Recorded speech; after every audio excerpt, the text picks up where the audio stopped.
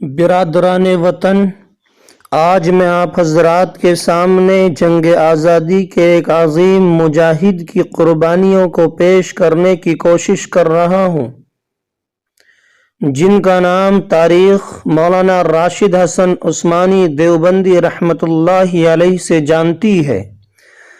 مولانا راشد حسن عثمانی دیوبندی رحمۃ اللہ علیہ شیخ الہند حضرت مولانا حسین احمد مدنی کے بھتیجے بھی ہیں۔ مولانا راشد میں انگریزوں سے عداوت و نفرت بچپن سے ہی بھری تھی۔ 1917 میں حضرت شیخ الہند کی گرفتاری پر یہ 10 سالہ بچہ انگریز مخالف نعرے لگاتا اور ہتھیار اٹھائے پھرتا تھا۔ چنانچہ ابھی جوانی کی دہلیز پر قدم رکھا ہی تھا کہ آزمائش کی گھڑی آ گئی اور 22 سال کی عمر میں 1929 کو ڈانڈی مارچ آندولن میں آپ نے پہلی بار حصہ لیا۔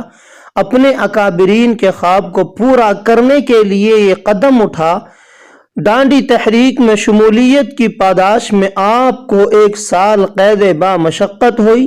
رہائی کے بعد مولانا نے پھر برطانوی سامراج کے خلاف آواز بلند کی اور اپنی جوشیلی اور جذباتی تقریر سے برٹش سرکار پر حملے جاری رکھے۔ مولانا راشد حسن کی بے باکی اور انقلاب آفری تقریروں سے پریشان ہو کر سرکار نے آپ کی تقاریروں پر جلسوں پر پابندی لگا دی تھی۔ آپ کی بیداری اور ایثار سے متاثر ہو کر شیخ الاسلام حضرت مدنی نے آپ کو شیر دیوبند کا لقب دیا تھا۔ ستمبر 1930 کو حق آزادی طلب کرنے کے جرم میں آپ کو ضلع جیل میں بند کر دیا گیا اور پھر فیض آباد جیل بھیج دیا گیا، جہاں مولانا نے اپنی سزا مکمل کی۔ مولانا کو ہمیشہ ان خطرناک قیدیوں میں شمار کیا جاتا تھا جن پر ہر وقت کڑی نظر رکھی جاتی تھی۔ 1932 میں کانگریس و جمعیت علماء ہند نے مشترکہ طور پر رسول نافرمانی تحریک چلائی تو راشد عثمانی اس میں پیش تھے، آگے تھے۔ دیگر لیڈران کے ساتھ آپ بھی گرفتار ہوئے۔ ان پر 4 ماہ قید اور 25 روپے کا جرمانہ عائد کیا گیا۔ جرمانے کی عدم ادائیگی پر 1 ماہ کی سزا مزید بڑھا دی گئی۔ یہ قید و بند کی سزا آپ نے دسمبر 1932 سے اپریل 1933 تک ضلع جیل میں پوری کی۔